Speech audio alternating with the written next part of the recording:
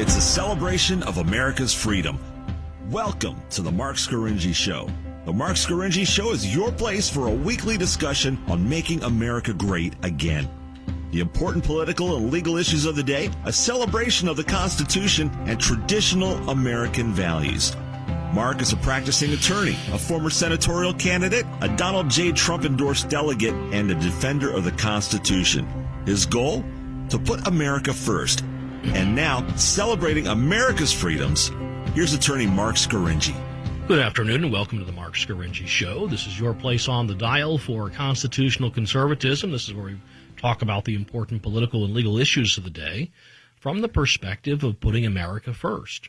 If you'd like to read my columns on Penn Live and the American Thinker, hear some prior podcasts of the show, or take a look at some great merchandise, you can check out the MarcScaringiShow.com website. Well, President Trump signed into law on Friday a bill that keeps the government open and gives the president approximately $1.4 billion to build the wall. And this law, as you know, came about as a result of a conference committee put together by legislative leaders approximately 3 weeks ago. Members of this conference committee came from the appropriations committees in the Senate and the House in response to the compromise that President Trump and Speaker of the House Nancy Pelosi entered into about 3 weeks ago when they decided to reopen the government on a temporary spending bill. The temporary spending bill would have expired today had the congressional leaders and the president not agreed upon a continuation, more spending, and both sides declaring victory. In this case, the president's position from the beginning of the negotiations was that he wanted $5.7 billion for the wall. And remember, that's a significant compromise from the president from last year when he was requesting $25 billion for the wall. This time the president saying, give me $5.7 billion or I'll close down the government again, or declare a national emergency and build the wall myself. That was the president's position leading into these 3 weeks of negotiations. Well, instead, the president signed the bill into law and declared a national emergency. He did not shut down the government. He accepted the compromise offered by the conference committee, and the government will stay open. Now, interestingly, a majority of House Republicans voted against this new bill. Some are referring to it as the Omnibus Amnesty Bill. So a majority of House Republicans voting it down just a few days ago, I believe on Thursday, and 11 Republicans in the United States Senate, including our own United States Senator Pat Toomey, also voting against this Omnibus Amnesty Bill. Well, what does the bill do? And it, first and foremost, it funds those agencies within the federal government that were operating on that short-term continuing resolution, that short-term funding that was set to expire today. That's roughly about 25% of the federal government. So Democrats are claiming that that's a win for them because the government will stay open. The bill also gives President Trump $1.375 billion for border security, enough to construct about 55 miles of a new barrier in new areas across our southern border, but, of course, a lot less money than the proposal Trump rejected last year, triggering the shutdown. So that's, according to the president, somewhat, the president's claiming it's a win, but it doesn't appear to be much of a win for the president. This bill includes a lot of bad stuff, and that's why it's been given the sobriquet Omnibus Amnesty Bill. In conservative circles, amnesty is a bad word, and so they're attaching it to the name of this bill to describe what they think the bill is all about, which is amnesty. So let's go through parts of this bill that many conservative talking heads and columnists and others are decrying as a bad bill. The spending bill now codifies into law indefinitely that federal immigration officials are not allowed to deport not only illegal alien sponsors of these unaccompanied alien children, but also any illegal alien living in the household of an unaccompanied alien child, or those who claim to be sponsors or potential sponsors. Now, remember, a lot of the impetus for this national crisis are thousands and thousands of Central Americans migrating across Mexico and up to the U.S.-Mexico border. Many of these migrants are children, unaccompanied alien children, as they're referred to under U.S. law. And there is a thought that the individuals involved in organizing and orchestrating these migrant caravans are taking advantage of very liberal U.S. law on immigration and on asylum and refugee claims, and using these unaccompanied children to gain access to the United States, where they, under the law, at least as interpreted by the federal courts, they really can't be deported, the children at least. And so this new bill expands these protections from deportation to the adult illegal aliens who may have trafficked these Central American children across the border. And that's what is causing such great alarm among conservative circles, that this compromise bill that the president signed into law may very well protect human smugglers and human traffickers from deportation. And this is not what the president, at least his conservative base, wanted in the bill. The Trump supporters wanted a bill that would build the wall, that was fund the wall building. But, of course, when the conference committee was appointed to tackle that issue, our members of Congress loaded up the compromise funding bill with significant policy changes, and those policy changes are for the worse.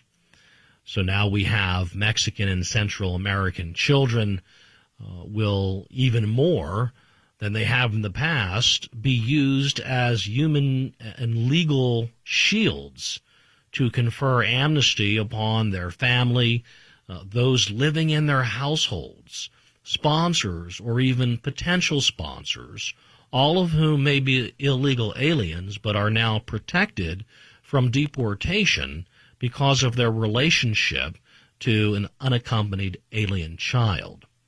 So that's a significant advance for open borders and pro-unlimited immigration supporters, and a significant defeat for conservatives and those who supported Trump and helped put Trump into the Oval Office, and immigration hawks. Jessica Vaughn of the Center for Immigration Studies, she has read the bill, analyzed the bill, and has put out some very interesting analysis of what the bill will do to immigration law and immigration policy, and why. And she explains why she thinks it's a terrible bill. This Omnibus Amnesty Bill the president just signed into law. We'll talk more about this when we return from this brief commercial break. You're listening to the Marc Scaringi Show. Stay tuned. E2. Now more of Marc Scaringi on News Radio WHP 580. And welcome back to the Marc Scaringi Show, your place on the dial for constitutional conservatism. This is where we talk about the important political and legal issues of the day. And you're welcome to call in 717-540-0580. That's 717-540-0580. And let me know what you think about this Omnibus Amnesty spending bill that the President of the United States just signed into law. It's being criticized among several members, prominent talking heads who have supported President Trump and his immigration policies in the past. And we'll talk about some of those critiques. We're going through the bill, analyzing several of its policy provisions that some conservatives are not happy with, to say the least. But you're welcome to call in and let us know what you think about the president's bill and his decision to declare a national emergency and use funding already existing within the federal government to build the wall. You're also welcome to join us on Harrisburg 100 Facebook Live, and you can comment live, and we'll read your comments on the air. So we're going through the analysis of this bill and how it contains significantly less funding than President Trump was requesting as recently as just 3 weeks ago. The bill is down to about $1.3 billion in funding for a new border barrier. But the bill also contains several expansions to our already liberal immigration law, and those expansions are being decried by many conservatives across the country. And we're talking about Jessica Vaughn of the Center for Immigration Studies and her analysis of the bill, and she talks about this new loophole that has been written into the law, and a big part of the crisis that's confronting our country are thousands of unaccompanied alien children who are being used by human traffickers, the drug cartels and the MS-13 gang to get into our country illegally, but through essentially now a legal loophole. Now these sponsors or potential sponsors or family individuals who may live in the household of these unaccompanied minors here in the United States are now protected from deportation because of a change in the law through this Omnibus Amnesty Spending Bill. And that is a big flaw in the law. It's actually rewarding human child traffickers and smugglers. It's those who are sponsoring or potentially sponsoring these children, these unaccompanied alien children from Central America, are now going to be afforded essentially amnesty, and they're going to be protected from deportation once in the United States. And Jessica Vaughn of the Center for Immigration Studies has said we can call this the MS-13 Household Protection Act of 2019. And she says 80% of the unaccompanied alien children sponsors are in the country illegally. So this would reach into the hundreds of thousands if all the household or potential household members are counted. And ICE has estimated that 30 to 40% of the MS-13 members it has arrested in the last 2 years arrived as unaccompanied alien children. Think about that statistic. From our federal government, immigration control and enforcement, 30 to 40% of the MS-13 members, and MS-13 is a horrible, just about the worst of the worst in Mexican gangs, Central American gangs here who have infiltrated significant parts of the United States and certain sections of our inner city and control a lot of the human trafficking and the drug smuggling across our border. 30 to 40% of MS-13 members that have been arrested by ICE in the past 2 years arrived into this country as unaccompanied alien children. And think about that, and think about how those children who have become, who a significant portion or a certain portion of which have become members of the notorious MS-13 drug gang, they got here by crossing the border as children, and they were and are protected from deportation, and now so are their sponsors, the adults who are also illegal aliens who sponsored and assisted these children to cross our border illegally and to get in our country. Their sponsors, their illegal alien household members of these children, are now protected from deportation thanks to this new bill that the president just signed into law. Now, if there are illegal aliens here in the country who do not yet have a child here to serve as a deportation shield, this Omnibus Amnesty Bill gives them the incentive to work with the human trafficking gangs and to sponsor a child from Central America or Mexico, sponsor that child, and bring that child up into the United States of America, and now the sponsoring illegal alien who's here in our country illegally now is protected from deportation because of his work sponsoring the unaccompanied alien child. So that is a horrible change to immigration law brought about as a result of this omnibus spending bill. The bill also limits the president's ability to construct barriers to just the Rio Grande Valley sector and only bollard fencing, so we're not going to get that beautiful concrete wall. We're restricted to bollard fencing, no concrete walls of any kind, and there's no ability to adapt. It prohibits construction even within the Rio Grande Valley in 5 locations that are either federal or state lands. And you think about one of the more difficult parts of building the wall is that some of the land you're going to need for the wall is on private property. And so the government's going to have to go through the court system and use the power of eminent domain to take that land, compensate the private property owners to build the wall. And that takes time. It takes litigation. So one would think that public lands would be the easy place to build because you don't have to take the land from a private property owner. No, not now, because in this Omnibus Amnesty Bill, the Trump administration cannot build a barrier on national or state land. So there will be no wall within national and state parks along the border. And those national parks and state parks, by the way, are already the areas where there is significant human trafficking and drug smuggling coming through. And there are reports that some national park rangers even fear to go into our national parks along the border because of the drug dealers and the human trafficking. So that's not a beneficial development to U.S. law. Well, before I continue to talk about additional concerns and criticisms I have with the bill, we've got lots of calls, so I want to open up the phone lines, and we'll talk to Ellen from Hanover. You're on the Marc Scaringi Show. Oh, hi, Mark. I called a couple of weeks ago. I wanted to talk about the border issue indirectly. And the fact that we have such bad government sometimes is the fault of a large section of our electorate because they're schizophrenic on a lot of issues. There was a woman who called Ken Matthews yesterday that I thought was downright foolish.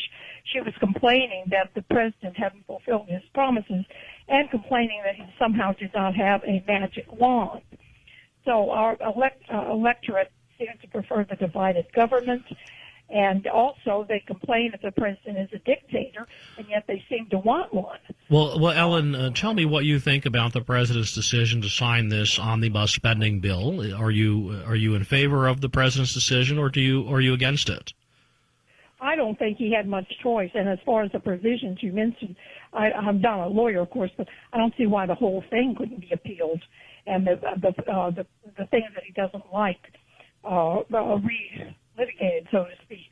But the conservatives in this country who don't like Trump or in danger of turning against him seem to think that we can have this large underclass in this country with no rights and no legal standing. This would be un-American because they'd become a poor underclass, as I said. But if we have the wall, those people can be assimilated. So a lot of people in this country, I don't think they deserve good government. That's my opinion. Well, Ellen from Hanover, I thank you for your call and appreciate hearing your opinion and having the benefit of your views. Certainly. Thank you. Yes, and we'll take some other calls. And thanks for calling again, Ellen from Hanover. We'll take some other calls. Philip from Wiccanisco, you're on the Marc Scaringi Show. What do you think about the president's decision to sign the omnibus spending bill? I back President Trump 100%. 100%. It may look bad right now, but he had very little choice. And like I said, he knows what he's doing. You have to read a lot of different books that he's either written or other books. There was a book written by a man by the name of Robert G. Allen.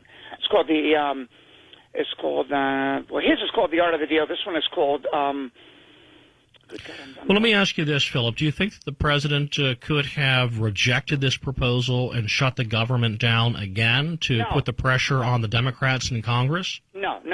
You don't do the same thing twice. If you look at the way he does deals, you don't do the same things twice.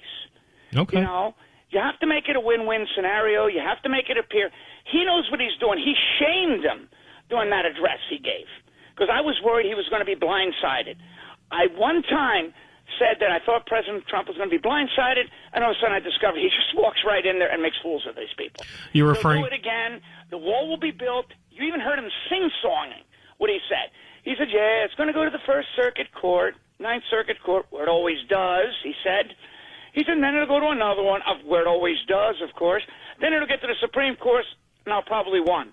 I won on the ban on the countries that were terrorists from the Middle East, didn't I? Yeah, and you're talking about his executive order, his national declaration of an emergency that will go through the courts. But if a federal district court grants an injunction, that means there will be no use of those federal monies already appropriated for building the wall. So there will be another significant delay. It will go to the next level, correct? Well, sure, yes. Okay, the next level, just like he said. This guy knows what he's doing. That's why I back President Trump 100%. All right, Philip from Wiccanisco, appreciate hearing that. The president knows what he's doing, according to Philip. Only time will tell. We will find out. We're going to take a brief commercial break. You're listening to the Marc Scaringi Show. Stay tuned. We'll be back right after this. E580. Let's get back to the Marc Scaringi Show on News Radio WHP 580. And welcome back to the Marc Scaringi Show, your place on the dial for constitutional conservatism. We're talking today about the big decision by President Donald Trump to sign into law the Omnibus Amnesty Bill, what some of its critics are referring to it as, because of some liberal loopholes and changes to current immigration law. The president has accepted in exchange for receiving about $1.3 billion in new federal appropriations for the building of a new barrier along our southern border. Conservative critics are concerned that the new bill limits the president to a new bollard-style fence, not the concrete wall we were promised, and only about 55 miles of fencing that can be put up by those monies. There are some other changes to the law that make it easier for illegal aliens involved in trafficking these unaccompanied alien children into the country, protecting them from deportation. That there's only one area along the border, the Rio Grande Valley, where this bill permits the president to use these monies to erect some fencing. That the bill also states that prior to the use of any of these funds being made available by this act for the construction of physical barriers, the Department of Homeland Security shall confer and seek to reach mutual agreement regarding the design and alignment of physical barriers within municipalities along the border, and that such consultations shall continue until September 30th of 2019 or until agreement is reached, if earlier. So think about that. Those municipalities along the southern border, some of those municipalities are controlled by Democrats, liberals who do not want the physical barrier.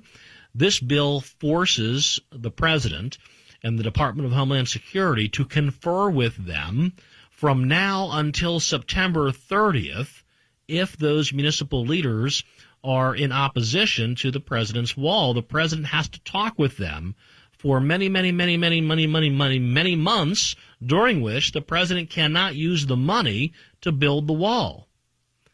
And the act says no funds made available in this act shall be used for such construction while the consultations are continuing. So if I'm a liberal Democrat mayor of a municipality along the border and I don't want this physical barrier through my municipality, I'm going to consult and confer with the Department of Homeland Security all the way up until September 30th of this year to add a significant delay to the president's effort to build the wall. The new law also allows the Department of Homeland Security to double the number of seasonable, low-skilled guest workers through the H-2B visa program. So, of course, our resorts, and I would assume this includes Mar-a-Lago, are not going to be without their seasonal unskilled workers to take care of the rich and famous in resorts across the country. Rest assured, you're going to have double the number of seasonal workers to take care of all of your everyday needs at those posh resorts. Of course, this was critical, right? This was a critical change in the law that we needed. In order to get the money to build the wall, we had to double the number of unskilled seasonal workers to work in these posh resorts all across the country at below market wages. Naturally, that has to be part of the deal. The bill also provides $40 million for the Alternatives to Detention program.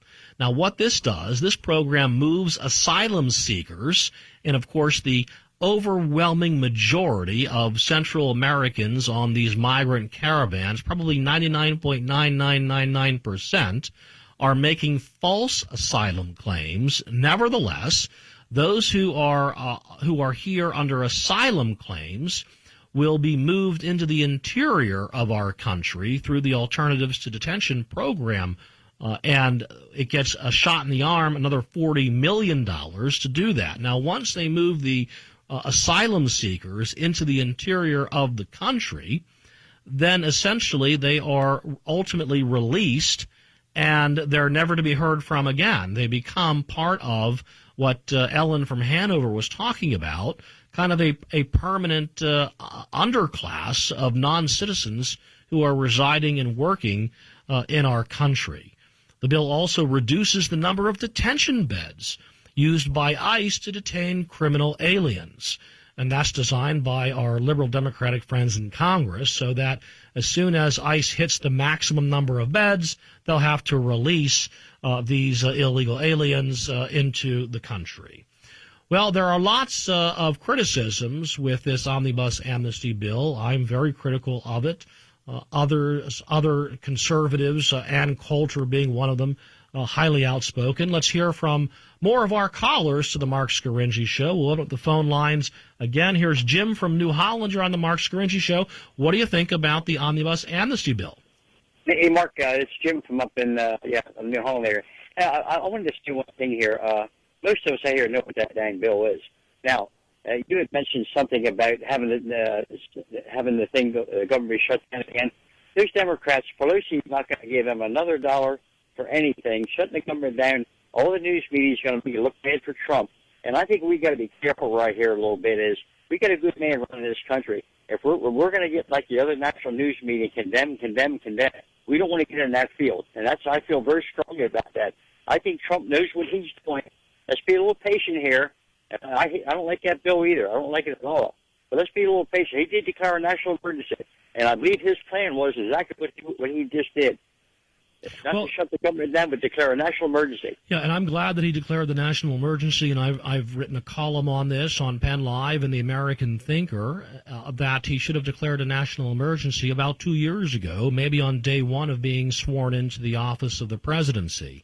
And I also believe that he should not have backed down the first time he shut down the government over this issue. I think that the majority of the American people are with him on the obvious need for border security and a wall. It's such common sense to me that I think he would have had the country behind him had he stuck to his guns and forced the issue. He had so much leverage over the Democrats when the government was shut down.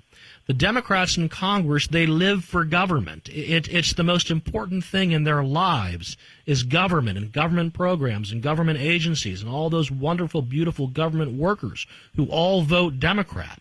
That's where you have the Democrats in a corner when you shut down their government. The president gave that up when he reopened the government on this ridiculous deal that we now have. But Mark, real quick before I go here. Yeah. You've got the national news media, which is loads of it out there. We need to quit being backyard quarterbacks and see what we would do. He is the president. Let him do what I think he's going to do the right thing here.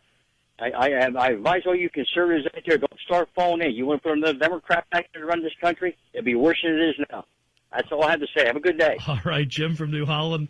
Yeah, wise words. Yes, indeed. We will keep hope alive, as the Reverend Jesse Jackson frequently says, and to keep our faith in this president. And I'm just expressing my criticism about the first time he caved on the wall. I was so surprised by that, because I thought for the first time we had the American people behind a Republican on a government shutdown, because the issue, I think, is just so readily apparent to all of us that there is a need for a wall, a barrier, border security. It's just common sense to me.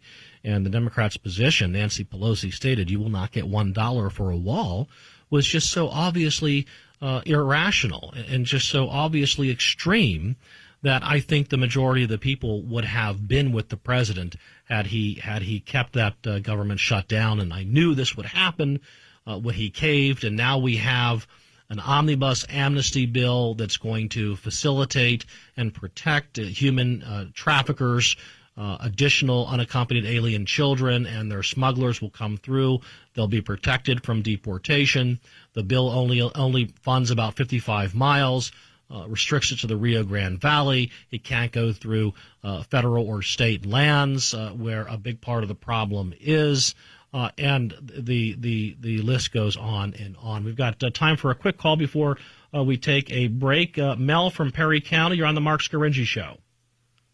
He should not have signed that bill. He should not have vetoed that bill. He should have left it lay there and gone out and across the country and told the people what was in it while it became law, until there was enough opposition to it to destroy it. And then have somebody challenge it in the Supreme Court that it's unconstitutional. I cannot believe somebody hasn't said this. Well, yeah, that's a very good thought, Mel from Perry County. Appreciate your interesting perspective on this. We don't have time to get into it right now. I've got to take a brief commercial break, but stay tuned. We'll be back right after this. Now back to the Marc Scaringi Show on News Radio WHP 580. And welcome back to the Marc Scaringi Show, your place on the dial for constitutional conservatism. We're talking today about the president signing into law the Omnibus Amnesty Bill. He's getting about $1.3 billion to build a barrier along the Rio Grande Valley sector of our southern border, about 55 miles of new border fencing, approved by Congress and signed into law by the president. The president also declaring a national emergency, saying he's going to find money that has already been appropriated by Congress in other areas of the executive branch, military construction, and some other pots of money he's going to use, and he's going to build the rest of the wall himself, says the president. And we're listening to our listeners, and they're calling in, and we're getting some interesting take and perspective on this. Mel from Perry County called in and said the president essentially should have exercised a pocket veto. He shouldn't have signed the bill into law.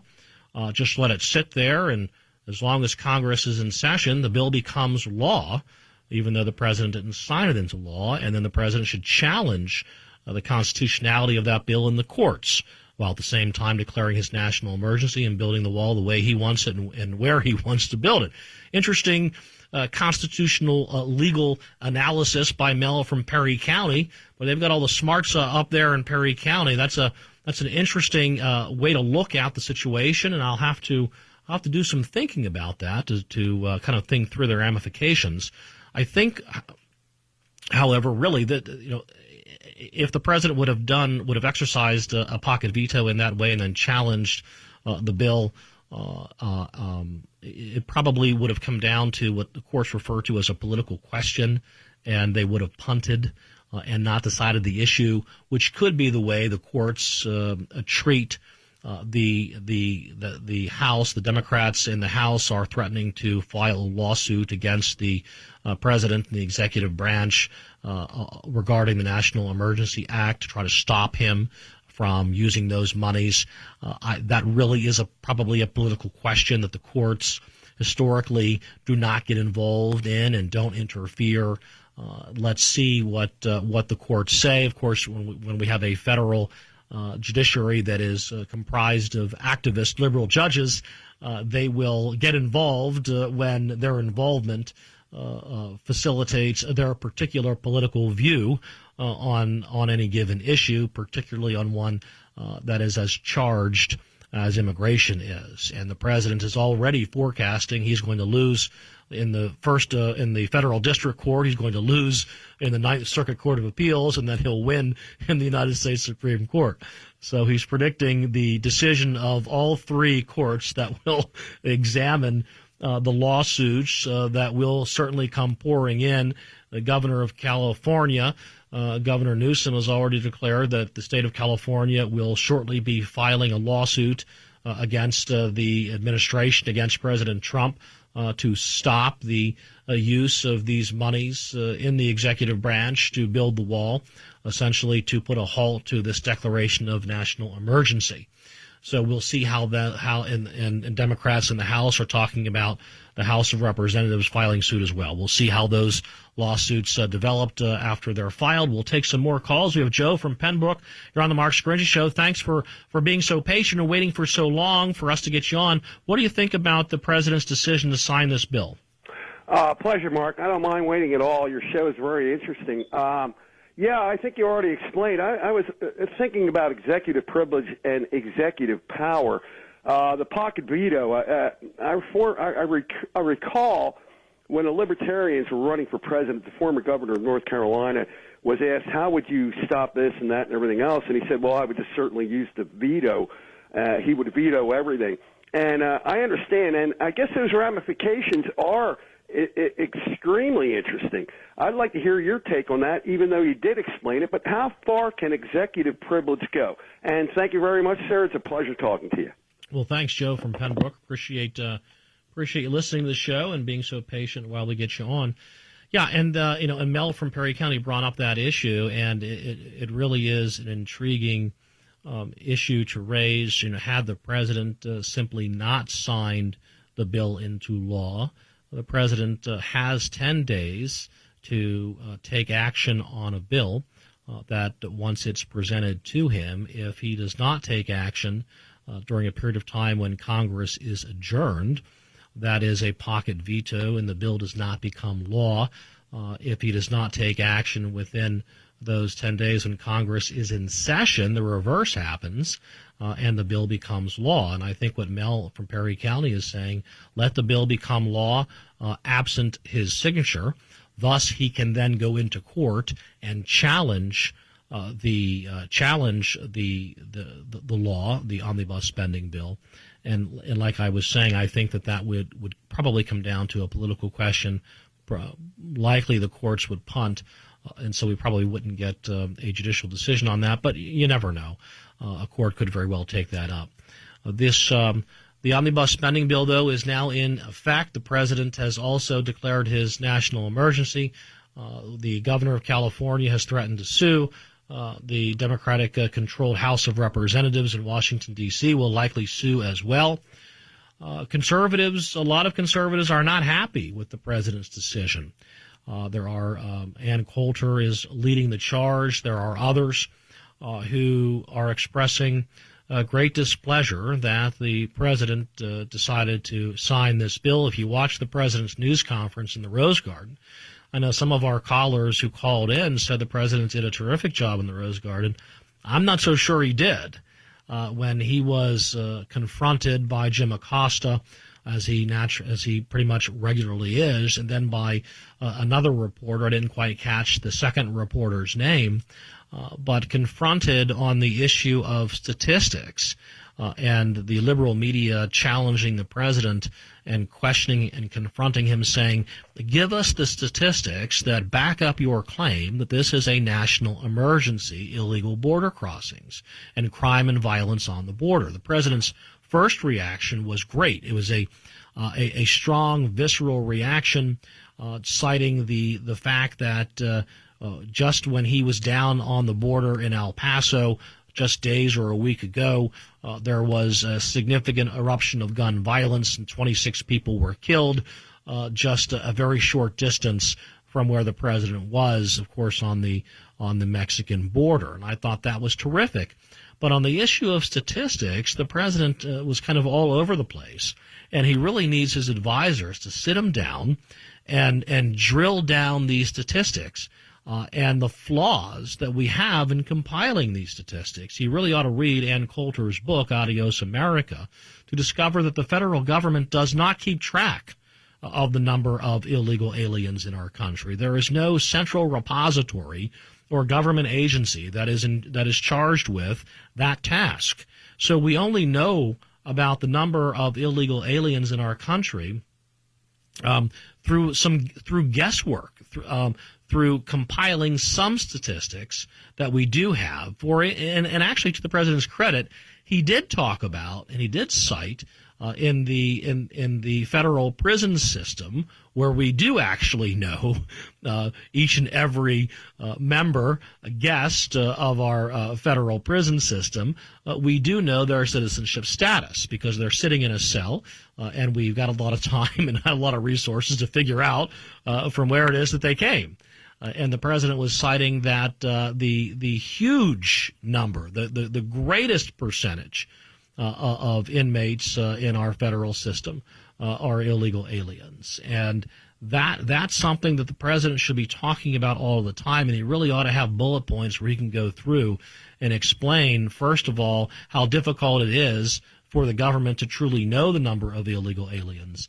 But where we do, the percentage of illegal aliens in the federal prison system is very high, much higher than the media will ever report, and it's something that will help crystallize the problem with crime and violence on our border and in our country directly as a result of illegal aliens and illegal immigration in our country. And this Omnibus Amnesty Bill will only exacerbate that problem because it creates and carves out this additional liberalization of existing immigration law, where it protects from deportation sponsors, potential sponsors, those who live within the household, whatever that means, of an unaccompanied alien child.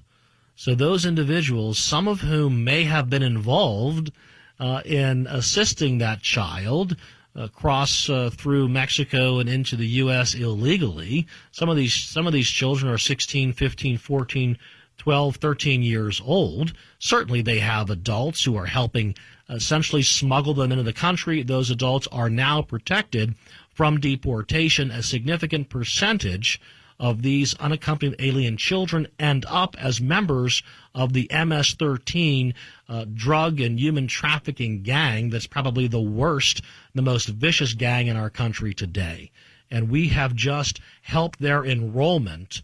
We've helped increase the number of MS-13 gang members by signing this Omnibus Amnesty Bill into law. So I'm not very happy with the bill. I certainly have some strong criticisms of it. Time will tell to see how it develops. Let's see if the president gets this wall built. I have my strong doubts and reservations, but many of my listeners don't, and they want to keep hope alive. And yes, we do. We have got to keep hope alive that the president's going to be able to control this border. That's all the time we have today for the Marc Scaringi Show. Thanks for listening. See you next week.